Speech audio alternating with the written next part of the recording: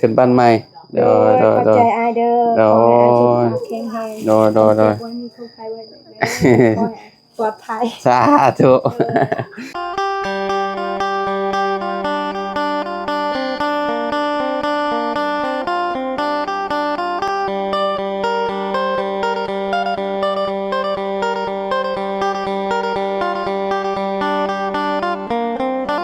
กราบสบายดีสบายดีพ่อแม่พี่น้อง FC เบิร์ดสุขุสุคนเนาะบ่ว่าสิอยู่ในและก็ต่างประเทศเด้อพี่น้องเด้อเนาะก็ยินดีต้อนรับเข้าสู่ช่องบ่าวลาวสตูดิโอคือเก่าคือเดิมพี่น้องเนาะเปิดภาพมาเฮาก็อยู่ที่บ้านห้วยเยิงเนาะเมืองเสยโปนแขวงสะหวรรณเขตพี่น้องเข้ามาทางบ้านน้องคำเพิ่นเนาะพอดีว่าน้องคำเพิ่นขึ้นบ้านใหม่มื้อนี้พี่น้องก็มาแสดงความยินดีกับน้องเพิ่นแต่ว่าน้องคำเพิ่นก็ขึ้นอยู่แล้วแหละพี่น้องขึ้นตั้งแต่มื้อที่เฮาเข้ามาพุ่นแหละพี่น้องเนาะน้องเพิ่นก็ขึ้นอีกเทื่อนึงพี่น้องเนาะก็ดีใจน้ำน้องเพิ่นพี่น้องที่ว่ามีเฮือนมีศาลอยู่หลังงามๆเนาะพี่น้องเนาะอ่าโอ้อยู่ด้านหลังครับพุ่นแหละพี่น้องเนาะญาติพี่น้องเพิ่นก็มาเลยพี่น้องน้องเพิ่นก็อ่าเว้าคนบ่หลายปานใดเพิ่นว่าพี่น้องเนาะเอ้าไปหาน้องเพิ่นเนาะสิเอาหมอนไปให้เพิ่นก่อนพี่น้องขึ้นบ้านใหม่โดย ไปเบิ่งไปชมนำกันพี่น้องบรรยากาศเนาะขึ้นบ้านใหม่น้องคำเนาะพี่น้องนี่พี่น้องเนาะช่วงนี้ก็คือว่าและฝนตกดุพี่น้องเนาะโอ้เพิ่นเฮ็ดบันไดแล้วได้พี่น้องเทเรียบร้อยเนาะขึ้นไปเทิงหมดแล้วเนาะอันนี้คือแบบมีแต่ญาติพี่น้องเพิ่นเองเนาะสบายดีเด้อพระสุขุทุกคน อ้าวพี่น้องเนาะขึ้นไปหาน้องคำเพิ่นก่อนพี่น้องอยู่เทิงหมดแหละเนาะ โอ้นี่อ่าสบายดีเด้อโดยสบายดีเจ้าของเฮือนพี่น้องเนาะมีแต่คืน ใช่อ้าวน้องขึ้นบ้านใหม่โดยขอบใจอายเด้อโดขอให้อายสุขยภาพแข็งแรงโดยโดยโดย เจ็บวันมีทุกข์ภัยไว้เลยเด้อขอให้ปลอดภัย สาธุโอ้เอาขออนุญาตแน่เนาะพี่น้องขึ้นบ้านใหม่มื้อนี้เลยนี่เนาะโดยเออเว้าคนหลายอย่าบ่เนาะบ่หลายปานใดมีแต่พี่น้องตัวเอง โดยบอกเอ้ยเนาะขึ้นแบบเรียบง่ายเนาะโดยบ่ต้องสิ้น บ่เฮ็ เปลื ด องห ง่า ยั ย ง ปาน ห ใด ลาย แต่ว่าน้องก็บ่มีนะเฮ็ดแบบโดโดยโอ้ทางลูกสาวน้องดูดีกับน้องน้อยสบายดีปะลุงเนี่ยเด้อเออ แม่ว่าเฮาก็ขึ้นอยู่แหล้วเนาะโดยบ่ต้องเฮ็ดอิหยังหลายก็ได้แต่ว่าเฮากับบ่มีแน่เนาะโดยพี่น้องเนาะมีหยังให้เพิ่นกินมีหยังอายเราซื้อนั่นเด้ซีนนั่นเด้จีนบ่ โดยเออกะใจน้องก็สิมัดแขนช้างหั่นแหละแล้วมาเฮ็สร้างดเรื มัน อ ก็เข้ามาบ่มัน โดยเข้ามาโอ้ ใจหัวก็จะเฮ็ดใหญ่เลยเนาะ แต่เอาซ้ำนี้ก็ได้แหละโอ้ยสำนี้ก็ถือว่าโอเคแล้ว โดยแต่ว่าเฮาให้เพิ่นมาผูกแขนอ๋อนี่เนาะแบบนี้เนาะนะครับเนาะโดยเอาไก่ตัวนึง โอ้มีป้ายผูกแขนมีไก่ตัวหนึงแม่นบ่โดย แล้วก็มีขนมนี่เนาะขนมนมเนยเนาะจบจากพิธีนี่กันนี่แหละตอนนั้นได้ฮีตแบบซองเด็กนี่แหละ โดย บ่ได้อันนั้นพี่น้องบ่ได้มีหมอพรหมอหยังดอกเนาะมีแต่มัดแขนเนาะโดยมีแต่ซาเอาอย่างเดียวก็พอโดยแต่ว่ามันมีบ่ซาในหมู่บ้านเพิ่นแบบเป็นหมอสูตรหมอหยังบ่ได้เอามาสูตรดอกสมมุติว่ามีหั่นนะมีบ่มีบ่โดยบ่มีก็สิมีแล้วว่าน้องก็บ่ฮู้ตอนนี้คือว่าเพราะว่าศาสนาโดยมันต่างกันที่บ่ได้มีวัดได้บ้านเจ้าเนาะบ่มีอืมอันนี้คือชุมเราลุ่มพี่น้องสิมีแบบมีหมอพรหมอหยังหมอสูตรหั่นนะมีแต่ก็มีกล้วยมีหยังอีกเนาะแม่นเวลาขึ้นบ้านใหม่สิย่างฮอบก่อนเนาะย่าง3ฮอบแล้วก็มีผู้หนึงสิถามอยู่นี่มีพราหมณ์บ่หรือว่าจังใดโดยแม่นเฮ็ดอยู่สิถามอยู่ในบันไดเนาะโดยแล้วก็ เจ้ามายังสิถามให้นะ โดย หลังจากที่เวียนฮอด3เหาะพี่น้องเนาะ โดย ก็สิไม่ถามเนาะ โดย นอนพ้นบ่หัวบ่ บ่ได้หัวมีแต่หัวแต่มองนั่นน่ะมันแบบมันถึกหยังเนาะนี่หัวแบบนี้เด้ อืม ตะปูก็จะตอกบ่แน่นแล้ววะ อยู่สายอยู่แจเลย เด้นี่มองนี่มันย่อยซื่อๆอ่ะนี่ซื้อตัวนี้ใหม่เด้ย่อย ย่อยบ่ได้แห้งว่า โดย เออ บ่ได้ว่าปกๆดอก ก็ มัน ใคร ย่อย แน่ แบบ ซะ ปกติหั่นแหละ มุมนี้สิเอาแพกั้งเมียนบ่ โดยการได้ยิน คั ล น ม ว่าเจ้ามีเงินเจ้าก็ติดแผ่นเรียบก็ได้ โดยได้อายเฮาเฮ็ดก็ได้ ให้ บัดมีเงินผู้ใดยังเฮ็ด ให้น้องเพิ่น เด้อ บ่แม่นให้น้องคำเพิ่นกั้นพี่น้องเนาะกั้นแบบคนละห้องกับแม่เพิ่น โดย ให้แม่ตู้นอนฝั่งนี้ดีใจนํพี่น้องเอ้ยเนาะ โดย ได้เฮือนหลังงามๆอยู่และบัดนี้เนาะแต่กี้แต่ก่อนก็คือที่ฮู้หั้นแหละพี่น้องเพราะว่าเราแม่ตู้เราก็อยู่กระต๊อบน้อยๆเนาะครับเนาะ โดย หลังกระต๊อบน้อยๆวันนี้มีเฮือนหลังงามๆอยู่ไปไกลมาก็โอ้สาวคำมีเฮือนแล้วเฮือนหลังงามพี่น้องเนาะ โดย คือว่าแบบเป็นความโชคดีของเพิ่นเนาะพี่น้อง โดย มีบุญวาสนาพี่น้องเนาะผู้สิได้เฮือนหลังสำนี้กับ โอ้ยก็บ่ได้ สมมุติว่าให้เฮาหาเองนี่คือแบบจักปีใดและสิได้พี่น้องเนาะ 2 ปี3 ปีก็บ่ได้ซ้ำ แม่นหั่นแหละ โดย เพราะว่าคันแบบว่าคันได้อยู่แบบไปไทยอีหยังเนาะไปหาเงินอยู่ คัน พุ่น ว่าไปเห็นงานอยู่เมืองไทยก็สิ โด มี ย ชื่อเสาเก็บเมียนอยู่ โดย ถ้าอยู่ลาวเฮานี่ก็พอแต่ได้ซื้อข้าวให้ลูกให้เต้ากินเนาะ โดยแม่ ให้พ่อให้แม่กินนั่นแหละ โดย เนาะ โดย เพราะว่าเงินเดือนเท่าใด2ล้าน5 โดย ที่ก็3ล้านพี่น้อยเนาะ โดย มันคะแนนเงินเดือน3ล้านมันต้องแบบระดับแบบต้องเห็นงานเมื่อยหั่นนะแบบว่างานหนักเนาะ แม่น นักแห้งแหละพี่น้องเนาะคิดว่าขนาดว่า2ล้านปลายนี่ยังแบบ โอ้ หนั ย กพอสมควรแล้ว แม่ คือเห็นน้องวงมาแล้วบ่น้องวง มาแล้ว อ๋อ เห็นในคลิปดอก โดย พี่น้องเนาะเดี๋ยวสิได้คุยกับน้องวงเพิ่นอยู่พี่น้องเนาะ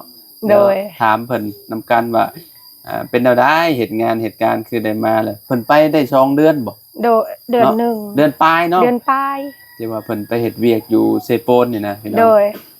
จงใส่อยู่บ่ได้แล้วก็ได้ แม่น มันจงใส่งานหนักนะพี่น้องเนาะอีกอย่างเงินเดือนหน่อยเนาะ โดย เพื่อสิสิ้นเดือนเจ้าบ่ครับ กินข้าวเฮาเองเนาะ มันก็เบิดแล้ว เบิดแล้วแนวมันแหละเนาะเดี๋ยวเอามังนัดให้เพิ่นพาก่อนพี่น้องเนาะซื้อมังนัดมามังนัดหรือมังนี้นี่แหละสีแบบอันนั้นล่ะ ที่แบบใด สีแบบเขียวๆล่ะ โอ้จังแหละยังบ่เห็น มังนี้ติเนาะ ก็มี เอาขนมให้2คนนี่ก่อนมาเบิ่งดูคำหมากนี้หรือหมากหยังน่าสิหมากนี้แหละข้อยคิดว่าพี่น้องเนาะซื้อในตลาดนะเดี๋ยวสิเอามาให้เพิ่นพากินพี่น้องเนาะนี่ในรถนะเลยโอ้นี่เด้นี่มังนี้ติ ฮะ มังนี้ติ อันนี้น้ำหมักนับ มังนัดหรือมังนี้ จะหมักนับ แม่นบ่ไปผ่าลองเบิ่งโอ้ยสงสัยคะแนนมันหวานมันบ่แม่นบางนัดนี่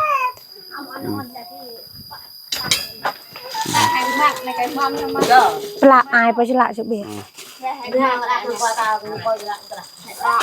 แม่นบ่บางนัดบ่ หมักนับเนาะ แม่นบ่บางนัดบางนี้นะ หมักแน่ บางนี้เนาะ หมักนี่ บ้านเฮาห้องบางนี้เนี่ย โอ้ ห้องต่างกันเยอะพี่น้องหวานได้มากนี่นะ วาดนั่นแหละ กินแล้วมันแซ่บพี่น้องเดี๋ยวสิพาให้เด็กน้อยเพิ่นกินนี่สิเป็นจังได๋รส ฉ ชาติ ลาก มาก นี่ก่อน เบิดนี่เพิ่นเอา 40,000 3หน่วย3หน่วย40มันแพงเด้มันยังใหม่เด้เนาะเดี๋ยวรอให้น้องคำเพิ่นพาเบิ่งพี่น้องเอ้ยพี่น้องเอ้ยว่ามันบาดมือเด้ออันนี้เนี่ยเอาไปปลูกเมียนรอดนี่ ปลูก ครับ ในหันก็ได้ มา อ่ะหลาแบ่งกันเด้อแกะแบ่งกันเด้อลูกเด้อเอาแบ่งกันหมู่กับหมู่นั่นแหละนี่เด็กน้อยนี่ แบ่งนะ แถวนี้แหละ แกะแบ่งกัน แกะแบ่งกันแล้วสิชุกอยู่บ่นี่ แจ็คเลยแบบใดเหอะเขาพานนี่ ผ้าเป็นอยู่บ่ บ่เป็น แบบนี้แล้ววะ นั่นแหละ สุกอยู่บ่นี่ไอ้ ชุก สุกบ่ บ่คือขาวแท้ จักเด้ แม่นเอาอันนี้มันนี่เอาอันนี้มันออกนะตามันออกนำบ่เคยผ่าเทื่อบ่จ๊ะแม่นแบบนั้นแหละขาวอีหลีพี่น้อง ข้าวยังมันบ่สุกน่ะ บ่ทรงเด้ เนาะมันอ่อนไปจัก มันต้องลายมืออันนี้เขาว่า ไอ้ก็บ่เอามาเคิม บ่มันมีแต่แบบเคี้ยวๆแบบนี้แหละ โอ้จักได้หมดมันแบบนี้เนาะ แม่น จิแม่นแล้วปะข่อยบ่ปาดหัว หมดแบบนี้ แม่นคะแนนมันหวานกับหมดแบบนี้ ชมยังบอก คะแนนมันสมมันยังบ่สุกขาวเลยบ่เป็นตะยากเลย ข่อยพานี่นักเลยตักเอาเลย แม่นแบบนี้แหละผ่าแบบนี้แหละได้แต่แบบนี้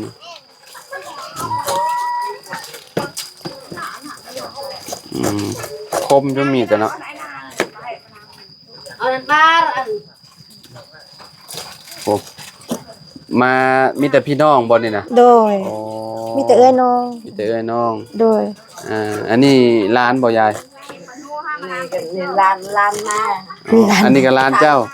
ลานเลยลาน โอ้ เช้า โดลูกของลูกสาวเนาะ นี่น้องต้องครัวลูกเท้า อืม เฮ็ดนี่เลยเฮ้ยนี่ แบบนั้นแหละ มีแต่เฮากะอันนั้น เอาตามันนี่ พี่น้อยตอนนี้กับพาสิแล้วเลยเอาตาออกจากเล็กจักหน่อยก็ได้ละ มาดูไอ้กี่ยะ เดี๋ยวมันก่อน ชาม อำเภอละแกนาชูร เต้าจาน เดี๋ยวหน้าจานกี่ เอ็ดชูไทยนี่อ่ะ ตาเบียร์ใหม่ ไปเรียนเอง หน้าไหน เรียนเองอะไรยุดจ้อง มันมืนอีหลีเฮ้ย อุ้ย เนาะ วัดใหญ่ แม่น เนี่ยเงางานโย่ หมื่นแฮงบ่ ใช่ เอาให้ลูกสาวจะชิมดูให้เรา อะไร นางน้อย นาง ชิมมึงดูน่ะ มาละปลายกะที่เสียมวยขาดมือกันละจ้า เป็นได หวานบ่ ปลายเสียจะว่า หวาน หวานหรือสมหวาน หวานเอาให้มาพี่ดูดิดูดิมากินอันนี้ ปจุนัย ปจุนัยเออ น่ะเอาดูดี ชิมมึงดู อ้าวไหนปจุนัยก็เด็กเด็กชิม เฮ้ยชิมมึงดู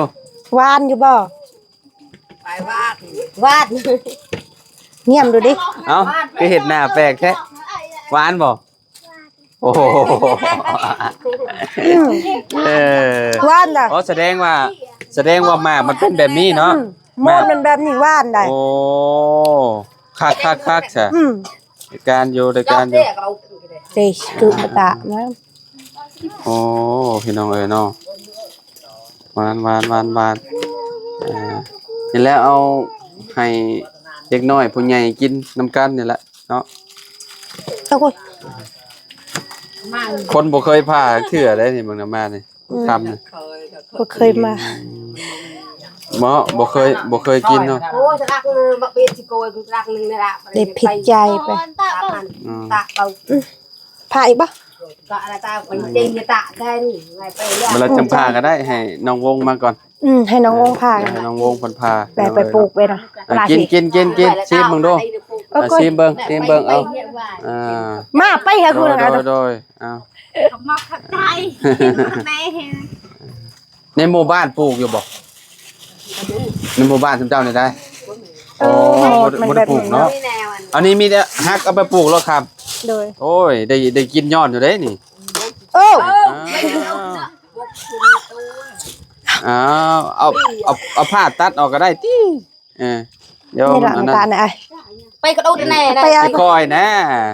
ไปเล็กนี้ได้จะด่า อันดาตาก่อนแล้วตา โอ้ยเนาะ ทำมาไป นั่นสิไอ้ยาย ยังไม่ตู้แล้วฮะ โอ้น่ะดักต่าง เอาไปปลูกบัดนี้ cho khi Tôi buộc miên. cho chuột này dạ อืม ๆน่ะปอกไปเนี่ย buộc. tăng cho đàn ngọt vẻ đàn cái thầy rồi đạo vậy nó cho อืม แชร์ไว้เนาะ chuột mày tổ như hồ ปลูกเอาไปปลูกไว้อยู่สวนแล้วบ่ยากแซ่ดอกนี่นะยามนี่นะมีแต่ปลาไว้ให้ตู้เราไปปลูกเจอหักแล้ว ยอดบ่เป็นหยังดอก ยอดมัน ยาไหม ออกได้ยอด ตัวใดรอดก็กินเออหวานดีเนาะ หวานนั่นแหละ มัสิส้มใช่ดอกมามันเป็นสีมันเป็นแบบนี้ หวานเติบบ่โอ้มันกำลังอันน่ะเด้ก็เจ้าปิดมาใหม่ๆเด้โอ้พากันกินอย่างแซ่บเลยพี่น้องเนาะแม่ตู้เพิ่นไปใช้ละบาดแม่ตู้ไปสวนแหละ โอ้บ่ได้อยู่บ่แม่ ไปสวนแหละแม่ตู้ก็ได้ บ่อยู่ถือบ รรยากาศพี่น้องเพิ่นก็เว้าคนบ่ได้หลายเว้าแต่พี่น้องตัวเอง แซ่บได้ มาขึ้นเฮือนใหม่เพิ่นก็ได้เนาะ khi lại thằng pháo bên đường คิดนี่เพิ่นแฮงแทบ ไปซื้อมาคุกนี่ ขึ้น 2-3 คนคิดพี่น้องเนาะบ่ได้หลาย cả tạ để bên khai cà phê như ăn như để này cho để ประมาณนี้เนาะเฮือนเพิ่นก็ได้ anh này cho chia với cái đại già này và dọc น้องนางกับน้องวงเพิ่น โอ้ยเขาอาบน้ำ ไป เพื่อสิแล้วคุณ อา เมื่ บ อย น้ำ ของเขา เนาะเกินน้องคำประมาณนี้ ต่อไปก็หาเงินเกาะขี่ตะไคร้ได้บัดนี้เนาะครับ โดย ด้านหลังพุ่นแหละ แม่น เพราะว่าเพิ่นบ่มีเฮือนครัวเด้มีเฮือนครัวเพิ่นก็สิสะดวกสบายอีกแบบนึงพี่น้องอยู่หลังบ้านน่ะคักอยู่ดินลาเพียงคักยอมรับเลยว่ามาคีนนิดหน่อยนี่แจบดีแท้ๆพี่น้องเนาะ แต่มันไป คักแฮง บ่จูดนั่นแต่เดี๋ยวจะอาย mày chịu rồi là hơi thiểu hơi phát phát nhẹ giờ mẹ to cà phê cái ăn mày này ลุงเฮิมเขามาบ่เมื่อวาน เข้ามา ขี่รถจักรมาบ่ โดย ก็อะไร bữa nay à thôi ลุงนวดเมื่อเลยบอกให้อยู่ก่อนบ่อยู่ ลุงหนวดกับมา3คนเนาะ โดย ขี่รถจักรคนละคันบ่ แม่น เออ ตกใจมื้อนั้น คิดว่าไผ โดย เออ เราขายรถเราเด้ โดย พี่น้องเอ้ยเนาะ นั่งอยู่นี่แล้วเอ้าไผว่าเขามาแต่พุ่นขี่รถ อ่า เปิดเดี๋ยวอ้อเห็นลุงเหิม ปัดมาได้บานนี้สุเพิ่นหั่น ลุงเฮิมกับเบาไล่ตอนนี้ โดย ยังอยู่พี่น้องเนาะอยู่เซโปนแล้วก็เฮาแล้วก็ บวกเมื่อ เบา กี้ เพิ่ง ติ เบาจันบ่ยังเพิ่นอยู่บ้านดงพุ่นพี่น้องเนาะเฮาก็มาเมื่อวานนี้พี่น้องมาฮอดเมื่อวานนี้ได้โอ้เฮ็ดได้เนี่ย ลาบชุกเลย เฮ็ดลาบ โอ้ ลาบชุกชิ้นควายซื้อ2โลบ่มีเงินเลย โอ้ยสำนี้ก็เอาแล้วเนาะพอได้เป็นหีดเป็นคลองขึ้นบ้านใหม่น้องคำเพิ่นพี่น้องเอ้ย คักแท้กันมีก็จะได้แม่ผู้นึงได้บ่มีมันบ่มีจะเก็บ โอ้ยสำนี้ก็เอาแล้วอ้ายเอ้ยเนาะเฮาบ่มีเนาะคำเนาะ โดย เฮ็ดแล้วได้เนาะเว้าคนบ่ได้หลายก็มีแต่พี่น้องตัวเองนี่ขึ้นบ้านพ่อตู้7 ปีโอ้มื้อวันอังคารน่ะกับมีแต่เด็กน้อยอะนะก็ได้ โดย เด็กน้อยมาหลายกว่าผู้ใหญ่แบบฮอด โอ้ 30 คนบ่ ว่า 30ปลายพุ่นแหละพี่น้องมื้อนั้นอึดเลยมื้อนั้น โดย ผู้ใหญ่ก็คือแบบเพิ่นไปให้ไปสวนบ่หรือว่าจังไดนี่บ่แน่ใจคือกันมีแต่เด็กน้อยมาต่างผู้ใหญ่เลย โดย เออ คือน้องก็บ่มีเด็กน้อยมีแต่หลานนี่แหละ มีแต่หลานนี่ โด เนาะ ยไว้น้องแถวนี้แหละเด็กน้อยก็จะมาลิ้นนะ เย้ตะกี้เย้นำบ่เป็น สิสวยๆหนิดนึงจังผูกแขนเนาะสร้างเพิ่นมา โดย พี่น้องเอ้ยยามนี้ก็ยามเวียกยามงานแหน่ยามไห้ยามนาเนาะ มันชุบน่ะ โอเคสพี่น้องเลยเนาะเดี๋ยวจังว่ากันใหม่เนาะภาพบรรยากาศเป็นบ้านใหม่น้องคำเพิ่นเนาะเพื่อนหลังนี้ก็ ไม่ใช่อะไร เป็นชงโมเดิร์นพี่น้องเนาะเฮือนน้องครับ ไปขุดเอาชวนไปแล้วก็แจ๊ะ คือว่า แน่ ตัวดับพี่ ได้ส่วนพี่น้องเอ้ยเนาะ จ้าก็อยาก เข้าไปก็ แต่ เออ กองตารางก็ ตาม ถือ มา ว่า จีบไปเนาะ โอเคเนาะเวลาลมผ่านนี่ก็เย็นแห้งแล้ว ตอนยามฮ้อนนี่ก็ ทำที่นอนอยู่ในเตียงบาดนี่เนาะไปซะน้องครับ โดย อยู่ดี สวัส มีแฮ ดี งเด้ เด้ อ อ ขึ้น อยู่ดี บ้านใหม่ มีแฮงคือกันเด้อ อ่า ขอสุขภาพแข็งแรงเด้อสาธุ ร่ำรวยกว่าเก่า ร่ำรวยร่ำรวยก็เก่าให้เฮงเฮงปังปัง อ่าโดย โดย ไปพี่น้องเนาะดีใจกับน้องคำหลายๆที่มีวันนี้มีเฮือนหลังงามอยู่พี่น้อง ต่อไปก็เนาะหาเงินหาคำได้ก็เกาะออกไปพุ่นเนาะ โดย บัดนี้เนาะให้เฮ็ดห้องครัวเฮ็ดห้องน้ำบาดนี่พี่น้องเอ้ยเนาะ โดย โอ้ยังมีโปรเจกต์หลายอย่างอยู่ โอ้มี พี่น้อง ลายแหละ มันขาดลาย ต้องเฮ็ดให้ได้เพื่อลูกสาว มีแผนสิไปเฮ็ดเวียกอยู่บ่หรือว่าจังได๋หรือว่ายังโดนบ่ ไปแต่ว่าอกกายังเสียยาหายอยู่ อืม โดย ยังบ่แล้วเนาะ โดย ต้องเบิ่งไปเรื่อยๆก่อนเนาะ โดย โอเค เดี๋ยว โดย อัปเดตให้เบิ่งนำกัน โดย เรื่อยๆพี่น้องเนาะ โดย เอาไปพี่น้องไว้พอกันใหม่เด้อสบายดี โดย FC สวัสดีเด้อ เนาะ FC โด โด ย ย